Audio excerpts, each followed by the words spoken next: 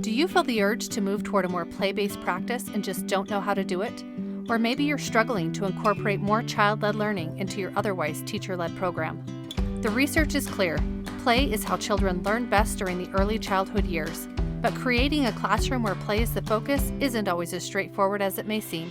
I'm your host, Jen Zollinger. Join me as we explore the incredible ways that play serves preschool children and how to best implement it in your classroom. This is Play Before Pencils.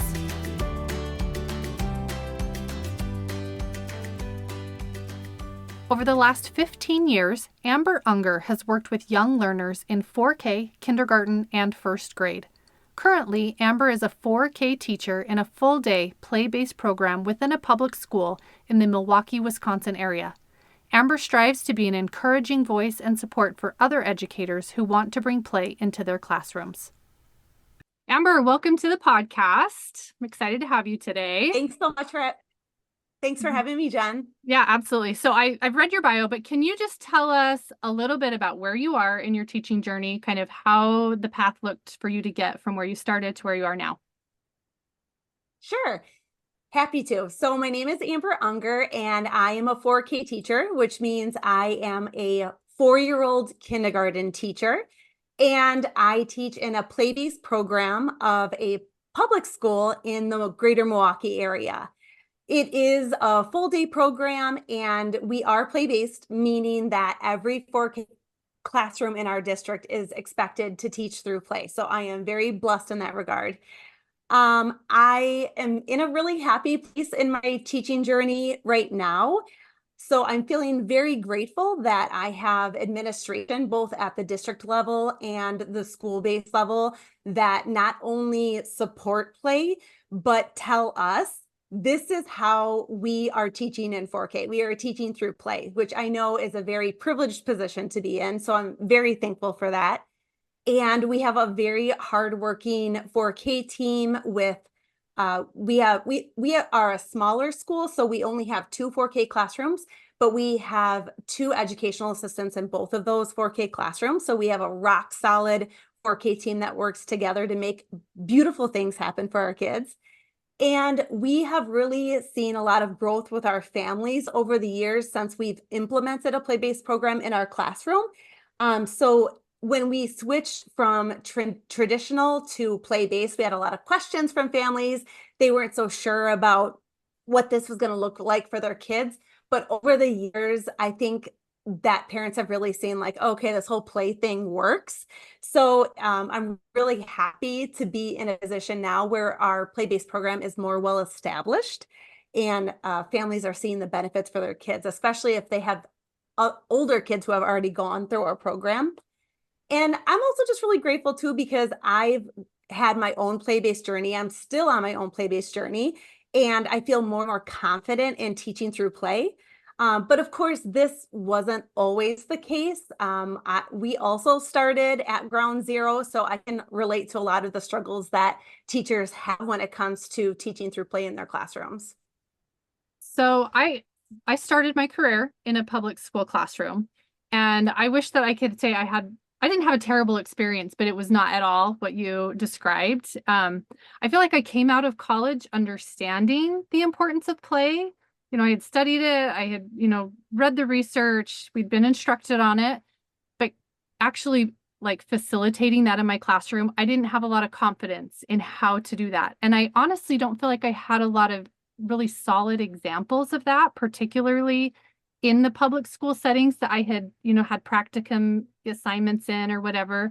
I had seen some really good play in a Head Start classroom one semester, and spent some time in the child development lab at the university where they were really using best practice, as we knew it back. This was in the late 90s, early 2000s, so a long, long time ago.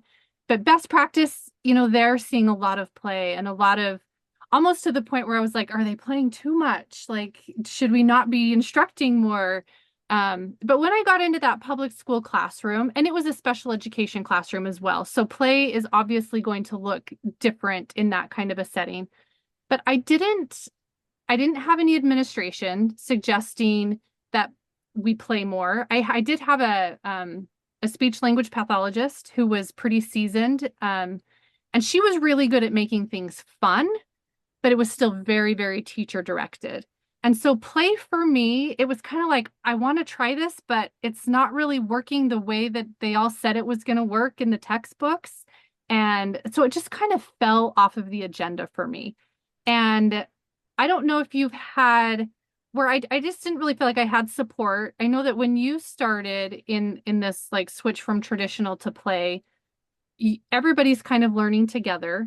Did you have, and this was coming from your administration, is that right? That they were kind of putting down the edict that this is a change we're going to make. Is that correct? That Yes, that's correct. At the district level, they made the decision that not only were they going to switch from half day to full day, but during that same year, they were going to switch from the more traditional program to a play-based program. Okay, so you had like not just full support of your administration, but like they were really pushing this change, which is Yes. fantastic, I think, because I feel like a lot of times that's where a lot of the hang up is. I think in public schools probably get a little bit of a bad rap when it comes to developmentally appropriate practice because teachers have so many expectations that don't even necessarily come from within the education system. I'm always a little bit like, around legislative season when people who don't know about education are making decisions for educators. So I feel like a lot of times just the pressure of teaching in and of itself, and then taking this in a direction that people don't know a lot about. With the teachers that you were going on this change with, was there like division among that, or were people all really excited about it? Was there like what did that process actually look like? Well, it was definitely a process, that's for sure. So I would say that we were all on the same page. We were all on board with play-based learning at not only the district level, but also amongst our 4K team as well. There were some teachers that went from traditional to play-based. They had already been there. And then there were teachers who, like me, that were the addition teachers. We were hired because they needed more teachers switching from half day to full day. So we were all coming from different places, but I would say we were all on board as far as like, we're going to make this happen. However, we learned through the years that a challenge for us was that our different experiences as educators is going to play a role in what those play-based classrooms look like and what happens within those environments. There were a few years where we were really trying to make things in alignment and we were all trying to do the same thing and teach in the same way. And I don't love speaking for the entirety of my 4K team, but I can personally say that I learned through that process that you can work towards alignment as much as you want, but whether or not, it doesn't matter whether or not you're a play-based classroom, every teacher's unique experiences are going to play a role in what that play-based classroom looks like. So you can't always try to force everybody doing the same thing because like I said, our experiences and the available space and materials all play a role in what that looks like. So yes, to go back to your original question, I would say that we were all in it. We all wanted to make it happen, but we were all on our own journeys. So what that looked like was individualized by each teacher. Pretty different from classroom to classroom. Yeah, that makes a lot of sense, but I think that's Absolutely. really it's like inspiring to me to like imagine a team that's all like, okay, we're going for this and we're here to support one another and we're going to make it happen. The last school that I worked on play was it was, I mean, I heard on multiple occasions teachers that were like, oh, I let them play after they've done their work. So it was kind of an uphill battle for me in that setting to try and there were other factors that came into play that made it, were just pretty big roadblocks for me to be able to introduce more play. But just like the thought of having a team that's like, oh, we're going to do this together is really fantastic. But you're right. Everybody's been in different places. They've had different experiences. Maybe even had bad experiences with play in some places, kind of like I did in one setting that I was at where it was like, it just doesn't work here because of the way we're structured. And so being able to be flexible with one another and I think acknowledge the way I do something might not work for somebody else, and the way that they do something works for them, and it all benefits the children in the end. So For sure. I love My that. colleague next door and I talk about that all the time, how we can work toward the same goal, but that doesn't necessarily have to look exactly the same way at the same time. And Yeah. she respects that of me, and I respect that of her. And just thinking about, we were talking about different experiences. I'm so envious of my colleague next door because she went to a program in college where play was a huge part of her college program. So she graduated with this amazing understanding of play-based learning. And she was hired in a pre-K or a 4K classroom right away. And that is all that she's ever done for 16 years. So she's really mastered what play-based learning looks like in her classroom. For me, my journey was completely different. I thought that I was going to be a high school Spanish teacher. So my undergrad work was spent preparing for that. Long story short, I did student teaching in some middle schools and high schools. I didn't love it. I thought, well, shoot, maybe teaching isn't for me. But then I realized, okay, it's not teaching in general that's not for me. It's just the big kids were not for me.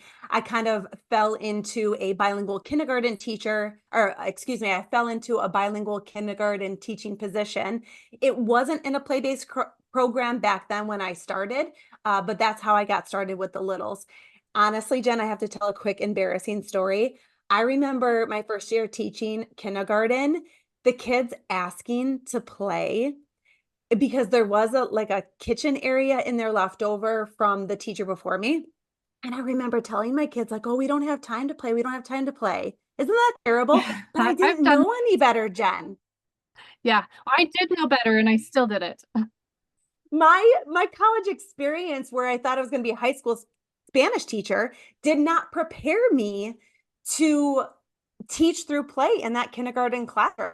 I was so afraid of my principal walking in on me, a brand new teacher, and oh my goodness, the kids are playing. What is she going to think of me as she catches the kids playing? So obviously, I have had a lot of growth since then. I've taught in traditional kindergarten and first grade settings before moving to this play-based program in 4K, but it's been a huge learning curve for me as well. Yeah, I can relate to that because even coming out of college, like knowing about play, and I wouldn't say, you talk about your colleague that had like just a wealth of information as a brand new college graduate. I don't know if I would put myself in that category, but I wasn't seeing any other teachers doing it. And so it was kind of like, well, this is what they taught us, but this is what's happening in practice. And I kind of went along with that. And so for many, many, many years, I was totally the teacher. Same thing, like worrying that, a principal or the director, whoever, is higher up is going to walk by and look through the window into the classroom and think, oh, they're not doing anything in there today. And placing that as a judgment on who I was as a teacher. And so I was very much in that traditional, sit and listen and quiet children equal children who are learning. And so, I did have that college background, but it's still been a long journey for me getting to where I am now and being able to see that play is the teacher, play is the facilitator of all of that. So, and it is fun. I love hearing about other people's journeys and backgrounds and how they kind of came to where they are. And I'm like you said, I'm still on that journey. Where I am today is not where I hope to be in 5 years with play. And I'm kind of new in running my program. I'm heading into my third year of running my own home-based program and just educating parents and helping people to, understand a little bit better. I love that you mentioned families that had an older child and now they have a younger child coming through your program and how they've been able to see the benefits over time. And I don't feel like I'm quite to that point yet. I'm starting to get some younger siblings and I'm hopeful that parents feel that way, but it's still just, part of the process and part of the journey and something that I hope will come together. And hearing you say that, I'm sure that it probably will. But I do remember when we started our play-based program in our school district, we had a ton of questions from parents and guardians, and rightfully so. This was a big change that was happening in their child's school.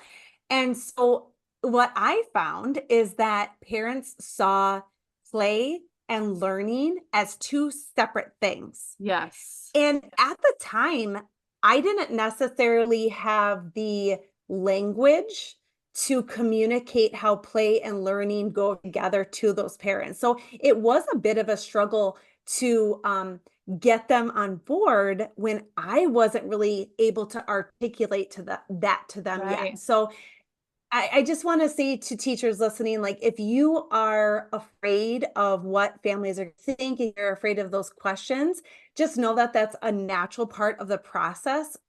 When you begin to prioritize play in your classroom, you're going to get those questions, and you are not always going to have the exact answers right away. And that's okay. That's normal. Been there, done that. I still have those moments. But the more that you read and the more conversations that you have, and the more books that you read and the more podcasts that you listen to, the more confident you're going to become little by little. It's just part of the process. Yeah, you're right. I remember my very first meet the teacher night. I had a parent say, "Tell me more about your curriculum." And I was like, "Well, play is the curriculum." And I didn't have a lot to elaborate on that. And it wasn't too long after that. I wish that I could remember who said this so that I could give them credit. But essentially, the advice was to pick like one or two aspects of how children learn through play and really learn that well so that you have a couple of things to pull out when you're faced with those questions. And then, like you said, you will build on that knowledge over time. But just having, a little bit of something to elaborate on when a question comes. And I think also, to your credit, being willing to say, I don't know off the top of my head a really good answer to that, but I'm going to read up on it and get back to you. I think it helps parents to know that they're learning, you're not, they do kind of see you as the expert, but I think it's kind of refreshing to hear a teacher say, I don't know everything yet, and I'm still learning too. We're on this journey together. So I've been there. A phrase that I like to use in those awkward moments when I don't know exactly what to say is I can say something like, I have a really great resource that I want to share with you. That's Even if I don't know great. what that resource is right away, Yes, you can I go can find it tell them, like, I later. have this really great Yes, Perfect. exactly. Like, because I know it's out there. I just have to go find it. Yeah, So, that's a great you strategy. I can love use that. that. Yes. Yeah. And side note, Yeah. is it Amanda Morgan? I think she might be the one who Oh, says to pick like two or three. you are exactly right. Um, Yes. yes, Yes. Yes. because I thought that was really good advice too. Yes. That was just recently, I think, on her little play series on her podcast that she mentioned that. And kind of the purpose of that was to be able to, like, here's why this is good or whatever. You're right. Thank you. Good memory. I don't know if Yeah. I would have pulled that out. And to piggyback off of what you were saying about that parent asking about your curriculum, I think a lot of times families and even administrators, and admittedly, sometimes even teachers as well, confuse curriculum and standards with whatever boxed program Yes. is handed to them. Right. So, I mean, and the reason why I feel confidently is because I used to be that teacher. When I was a new teacher, I was given a boxed program. It was Hmm. called Storytown or something like that. And I thought that was my curriculum. I thought that's what, as long as I'm doing this, I'm covering what my kids need to know. But the truth is, that's just a tool. That's just a tool that you use. Really, what you should be looking at are your standards. So, whether that's your state standards or your program standards, your district standards, whatever your standards are, that's your curriculum, not whatever is inside of that box that somebody gave you. Yeah, no, you're exactly right. And I was kind of surprised. I gave a presentation at a conference this past spring at how many teachers didn't even know where to find our state standards.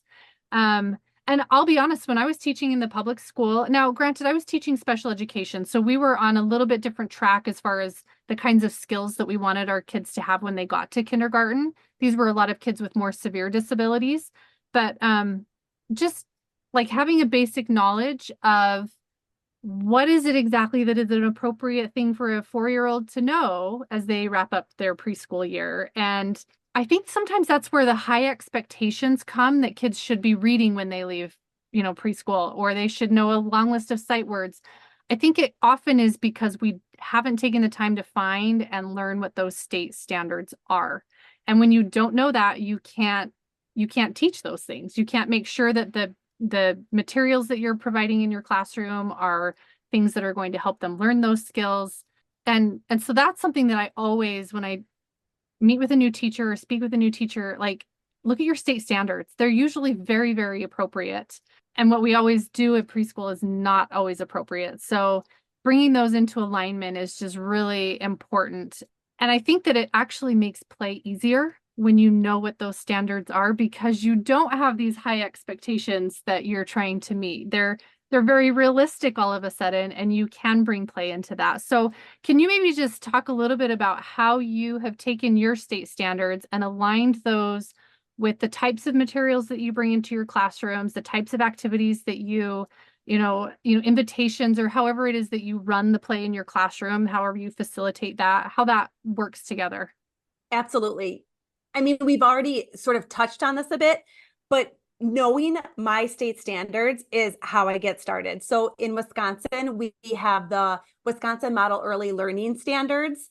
They're not my favorite, if I'm being perfectly honest. I wish that our state would update them, but they're better than like a boxed resource or boxed curriculum. Like you said, those standards have far more flexibility than any sort of like boxed resource. So I am grateful that we have those. The standards that we have in Wisconsin, these they're called WEMLs for short. These WEML standards are on a continuum, which is a little tricky because the continuum is birth through age 7. So Oh, it wow. doesn't say, okay, right. So as a 4K teacher, it doesn't say, okay, Amber, this is what you should shoot for with your 4 and 5-year-olds. It's Okay. not that clear, which is why I say I wish Wisconsin would update them and move away from like a continuum and move to more like I look at like Minnesota's pre-K standards or Texas pre-K standards. Those are specific by age range. Yeah, same But here. that is what I have to work with. And it is what it is. So what I do is I make sure that I know those standards really well. And whenever I am setting up a play space, I always think about what standards or what skills I can bring into that play experience. And then I really just build on that year after year. So I know when we put these materials in the sensory table, for example, we're touching on these standards and skills and goals. Or when we do this, I don't know, this theme in the science center, and I put out these materials, we are touching on these standards over here. And then I just build on that year after year. So every year I get a little bit better than I did the year before. And it's one thing that I do is I always go back to the standards. So it's not just like, oh, well, I looked at them once, I'm good. No, because every time that I look at the standards, I see something new or I look at it through a new lens. So every year I have to keep going back to those standards and I look for gaps or holes because sometimes there are standards that we're not really hitting. So then I know that's where my attention needs to be. Yeah, no, I totally agree. I see something new every time I read through them, and it's like, oh, okay, I didn't pick up on that little bit of phrasing that maybe it meant something to me when I did this a year ago, but now I'm seeing it in a little bit different light. And so I can kind of adjust and make those changes as I continue to go through them. Yeah, that's really good advice, to not just read them a few times, but to continually be referring to those as you're making plans. Something that I have had a hard time with my own little program, I always do an exit survey for parents just so that I can get their feedback and where can I improve, and what are you liking, what is not working for you. And something that I get not a lot of, but at least 2 or 3 parents every year are like, I expected to know that my child can write because they're bringing home a worksheet and they've never brought home a worksheet. That paper schoolwork that parents are kind of associate with going to school. And they're having a little bit harder time, figuring out what. I always send pictures. Every week I send pictures to parents, and sometimes I make comments on what learning I'm seeing as a child is doing a particular thing. I don't always do that. I don't have time to do that for every single student every single week, to give a little, paragraph about what I'm seeing in specific pictures. But what are some ways, do you have some favorite ways to help parents make that connection between what their child is learning and the way that they're growing over the course of the year and correlating that with the play that they're getting at school. So earlier in the episode, we were talking about how when our programs switched from traditional to play-based, we had a lot of questions in the very beginning from families, and they weren't really sure, like, oh my goodness, is my child gonna, quote, be prepared for kindergarten if they're doing this play-based program? And so what I've noticed now is that I don't get nearly as many questions now as I used to back then. And I think the reason why is because of these strategies that we've implemented over the years. So, one of the things that we also do is post photos. I am constantly taking pictures of my kids. I swear, like my cell phone is attached to me throughout the day because I want to be able to snap a picture Yeah, quickly because, my kids aren't performing for me. So when something is happening, I want to make sure that my gotta my be there phone in is the with moment. me and I can snap a picture of it Yeah. right away. Yeah. I want to seize that moment. And then I post those pictures literally every single day. Now, I know that might sound like a lot for a teacher that's just getting started, but again, this has been part of my journey. And I'm now at the point where I post pictures every single day for my students' families. And I do that on our district required school to home platform. It's called Parent Square. And whenever I have time, I try to include words in the caption that help my families link what they're seeing to the goals and standards for our classroom. Okay. And I almost always close out each post with saying something along the line of, as always, I encourage you to sit down and look at these photos with your child so he or she can tell you about their day. Or I say something along that line as this like redundant, repetitive reminder that it's beneficial for you to look over these photos with your child and see what you can learn from that conversation with your child. So not only does that enhance your child's learning experience, but you're getting better insight into what exactly they're doing as well. And then to piggyback off of that, my students are also able to take pictures of their work. We have tablets in our classroom, and at any point during morning play or play workshop, literacy exploration, math exploration, they know they can just go over to those tablets, grab it, snap a picture, and put it in their digital portfolio.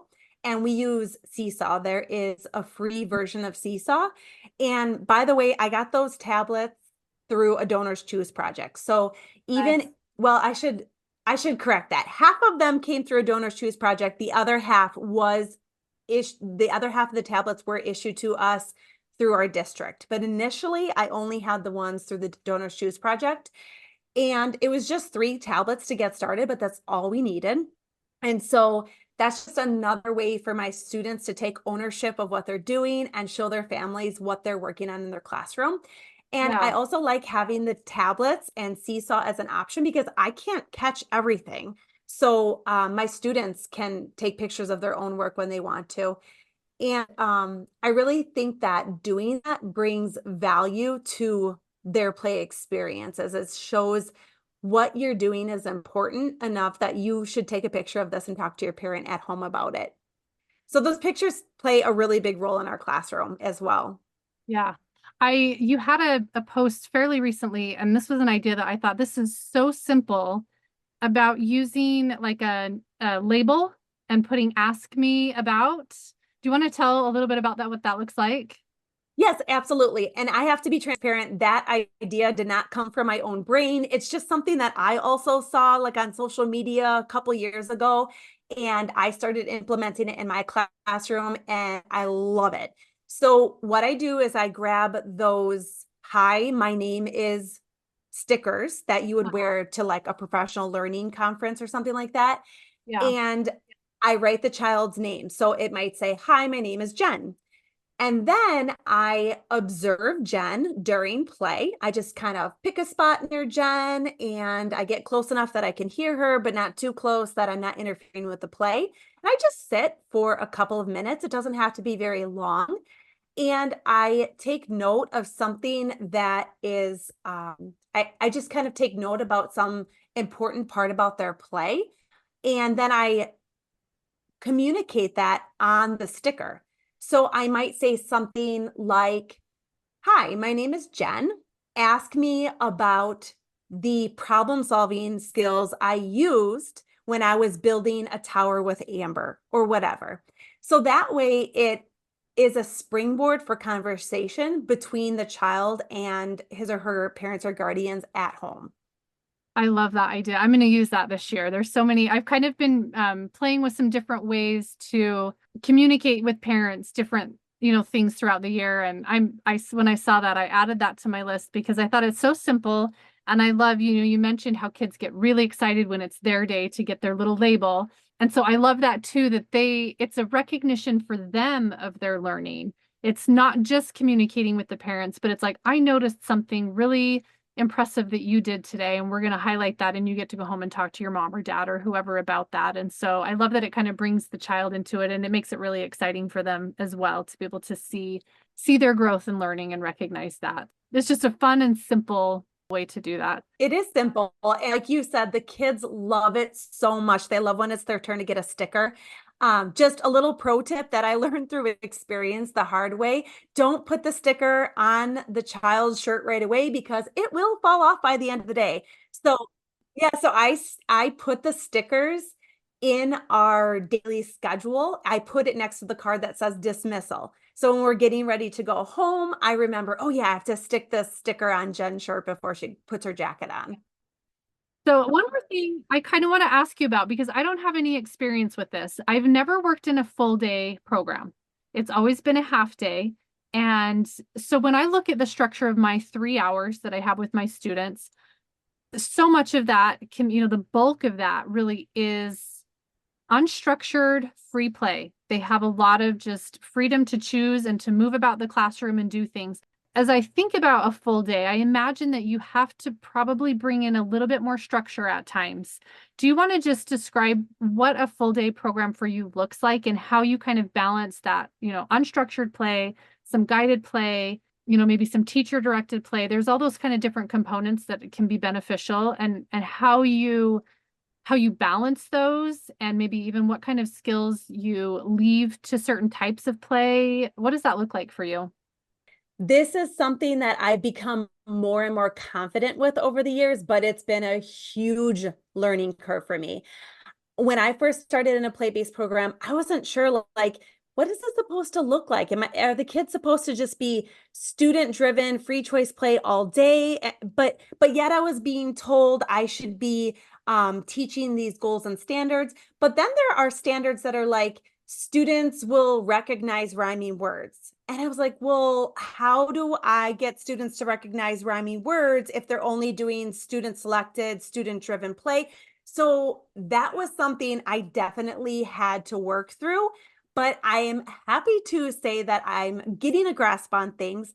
And so in our classroom, the heart of our schedule is our play workshop. So this is the middle part of our school day where students are choosing their play centers and they're choosing who to play with, and they're choosing what materials to play with, and they're choosing what to do with those materials. They are making their own play plans, and we educators are really hands off. We do a lot of observation, a lot of support with like getting materials that they're looking for, or if they ask questions, we're always there to support them. But this is really a time when the kids are learning through their own self-selected student-driven play. Now, obviously, we do have a role as educators in that play. And the important part really comes into how you're setting up those play spaces. So the materials that you're putting into your play spaces are really going to be that second teacher when it comes to that play workshop time. In our play workshop, we also have a focus lesson at the beginning of play workshop and a group share at the end of play workshop. Now, the focus lessons before kids go off and play can be on any topic, really. For us, we do a lot of lessons on building play stamina, problem solving, how to make a plan for your play, topics like that, that students can directly apply during their play and exploration time. And then at the end of play workshop, we come together and we have a group share where students can talk about and share about their play experiences. Now, that doesn't necessarily mean every kid gets a turn every single time, every single day. But at least one child is sharing with the group about their play experience. And we do that using a bunch of different strategies and approaches.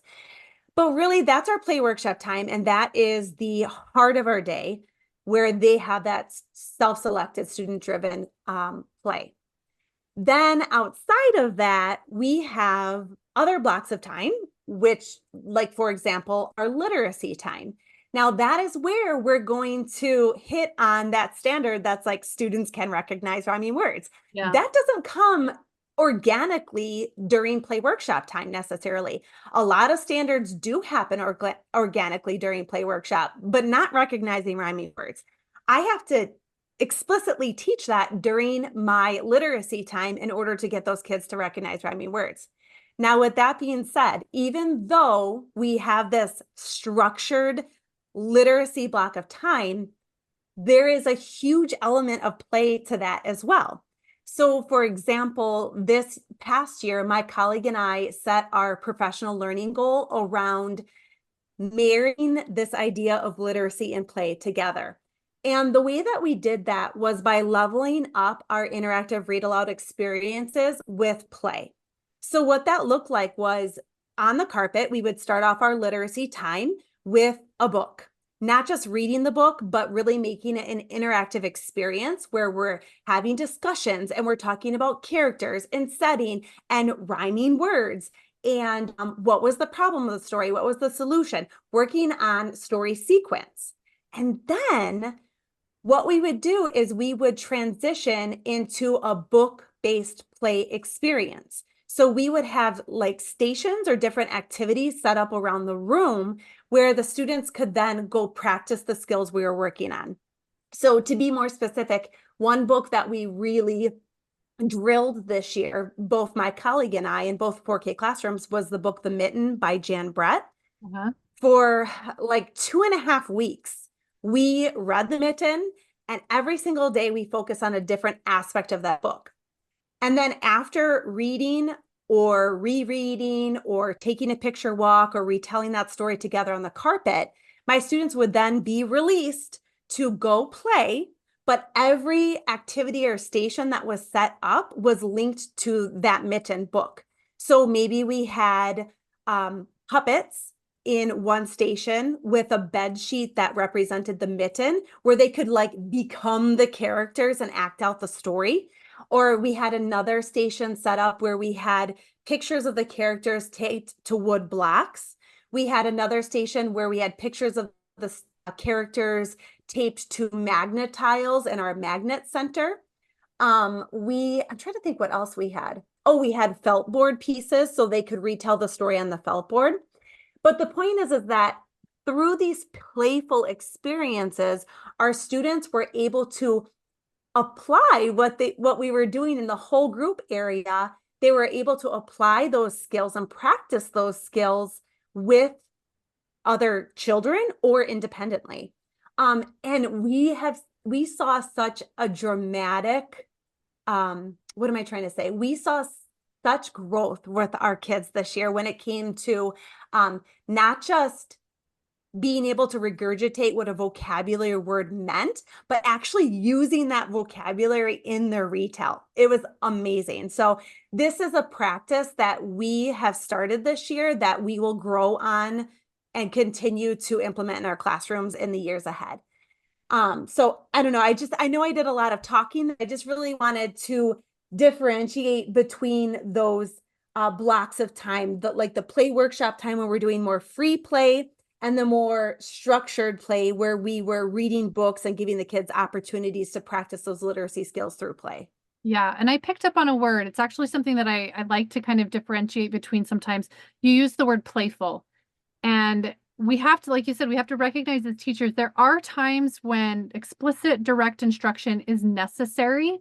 But that doesn't have to look like sitting down and being quiet and looking at me and me just, depositing that information. I give that information in playful ways.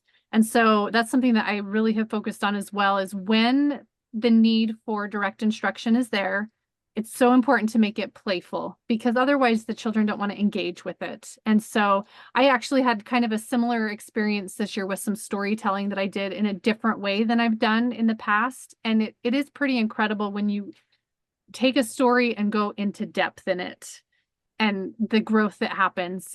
It's really exciting as a teacher to watch that. I actually love how much you shared about that to be able to get like a real good overview picture of what that looks like. And so do you do that? You mentioned literacy. Do you do similar things with other, like with math concepts or other things that maybe need a little bit more structured activities to teach specific skills? Yeah, we do have a separate math block in the afternoon as well. And it's a very similar approach to how we do literacy. So we start at the carpet and we are reading books and singing songs and acting out and playing games on the carpet where I'm able to explicitly teach skills and model for them and give them the vocabulary that they need. But then, yes, then they do go play. So again, we have our math exploration activities set up around the classroom.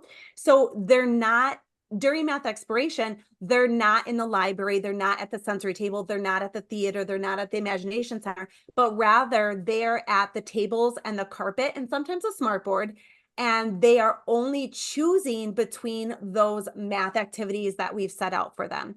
So in that way, it is more guided play. It's a little bit more structured, but there is definitely a huge element of choice there. But this year we are going to, well, I should say, I should speak for myself. This year I am focusing on marrying math and play. So I mentioned to you last year, my colleague and I really focus our professional goal on marrying literacy and play. And Mhm. this year, my goal is to take a closer look at doing the same with math. So, Awesome. oh, and I wanted to mention too, earlier you asked me about how to help families see how their children are learning through play. And since I did bring up the topic of literacy and play together, and I was telling you about doing those interactive read alouds and then having the kids go practice those skills through play, I do want to just piggyback off of that and say, I do encourage my students and their families to work on those retells at home too. So for example, after like a week of the kids retelling the mitten in our classroom, I then provided my kids in their students folders, or I then provided my kids in their folders with pictures of the characters that they could cut out and manipulate at home. And then I also provided a link of the book being read aloud to the parents. And I also provided a summary of the story in my students folders as well. And then on Parent Square, I invited my students' families to prompt their child to retell the story for them at home. And that was another way. I literally got feedback from families saying, oh my goodness, I cannot believe how my child just retold that whole story and the vocabulary that they used. And I can tell you parents were really impressed with the work that their children were able to show them at home. So that would just be another suggestion that I have is when you are really spending the time to teach these skills in your classroom, to encourage your students to show off that work at home, and then also remind your parents to ask about it. Yeah, just creating that bridge for everybody so that both sides can participate in that. I love that. That's really great. Well, we are just about out of time. And so I wondered, I know you have worked with a lot of teachers and provide a lot of information. This is kind of a two-part question. Is there any, like, what would the starting piece of advice or like the crowning piece of advice, what's your favorite thing to tell teachers, either a brand new teacher who's just starting and really wants to kind of jump headfirst into teaching with play in their classroom? What kind of advice would you give that teacher? And what kind of advice would you give a teacher who's maybe spent years in a traditional model and is starting to understand more the benefits of play and wants to make a shift in their practice? Sure. For the new teachers, I would say do it scared. That's a quote that I always hear Amy Porterfield say, and I keep it in the back of my brain, not just through the lens of being a play-based teacher, but in life in general, is do it scared because you don't know what's possible until you try. So I could not have imagined being where I am now 6 years ago, and I wouldn't be where I am now if I hadn't have gotten started. And now I look back at the beginning of my play-based journey and I think, oh, it's kind of cringy to think about some of the things I did then. Yeah. But that was all part of the process. You just have to get started. You have to do it scared. You have to be prepared to mess up. You have to be prepared to not always have the right answer. And guess what? That's okay. That's part of the process. And we've all been there. And that's not to say like I've mastered play-based learning. Oh, not even close. I'm still on this journey. So I guess that's a good segue in response to your question about what would I say to teachers who have been doing play for some time, is just to remind ourselves that you're on a journey as a play-based educator. There's no finish line. There's no certificate that says, well, I'm done now. I don't need to learn anything else. I would just really encourage play-based educators who've been in the game for a while to just review their practices and think, what can I do? How can I level up? What can I do to improve my practice? I don't know. I think maybe I'm just a little bit of a nerd and I kind of get off on that sort of thing, but I love learning. I love growing and I don't plan to stop. That's the Enneagram 1 in me, the improver. So I would just encourage teachers who've been in the game for a while just to look at it through the lens of like, what can I do to level up to benefit my students? I love that. What are some of your favorite resources that teachers can go to learn more? I know you have some resources that you're offering. Do you have anything that you want to share there? Sure. First of all, there is a ton of research on play-based learning that you can get your hands on for free online. Once you start finding articles, it's just like a domino effect. So for example, if you find one research article on play-based learning that you really like, you can look at the, what is it called? Like the index or the glossary Yeah. at the end, Yeah.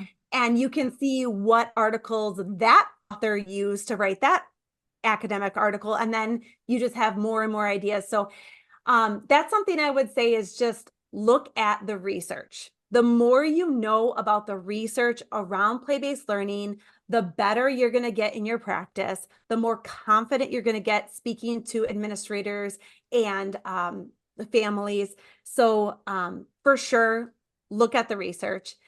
Of course, there are tons of books out there. Purposeful Play is a book that I often refer to, especially if educators are just getting started. There's also a book that I'm reading right now. It's exploring math through play in the early childhood classroom. I'm loving that book so far. I'm only a couple chapters in, but it's very practical, even if you are in a public school setting. And there's another book that my team did a book study on a few years ago that we all loved. It's called Planning for Play Observation and Learning. And that one is by Gronland. That one really pushed me forward in my play-based learning journey. But those are just three quick examples of professional learning texts that I would recommend. Otherwise, I'd say if teachers are looking for support on their play journeys, especially if they're in public schools, everything that I have to offer is on my website, which is creamcityteacher.com. I am on Instagram every single day. I don't know if I should admit that or not, but I love being on Instagram. And you could find me there, Cream City Teacher. It has underscores in between the words, Cream City Teacher. And I also am really excited to say that after years in the making, I have a digital course coming out at the end of July, all about launching Play Workshop in your classroom. So if you're looking for support around that, you can go to creamcityteacher.com/course, and I will get those details to you, especially when the course becomes available. Well, awesome. It's exciting to launch a course. It's scary. It's a ton of work. And I just commend you for pushing forward and doing it because I know there are a lot of people that will benefit from your knowledge and the help that you can provide along the way. And definitely go follow Amber on Instagram. She does, I don't know how you are. I am like, Instagram is the part of me that I'm like, that's the juggling ball that's constantly falling. I can't keep in the air. So it's pretty impressive when somebody's able to really cultivate that social media presence. And there's so many wonderful things on your page. So if you are not already following Amber, make sure that you go and do that. I just, one more time, I want to thank you for joining me today, giving us a little bit of insight into what play looks like in a public school setting. And I think most, if not all of those principles can be applied really in any early childhood setting. So I hope that everybody's been able to find some advice that can help them to improve their practice and move forward in their play journey. So thank you again for being with us. Thanks, Jen. This has been so much fun. Thanks again for listening. Remember to hit that subscribe button to continue learning how to bring more play into your classroom. Plus, get more tips on Instagram at play_before_pencils or at playbeforepencils.com.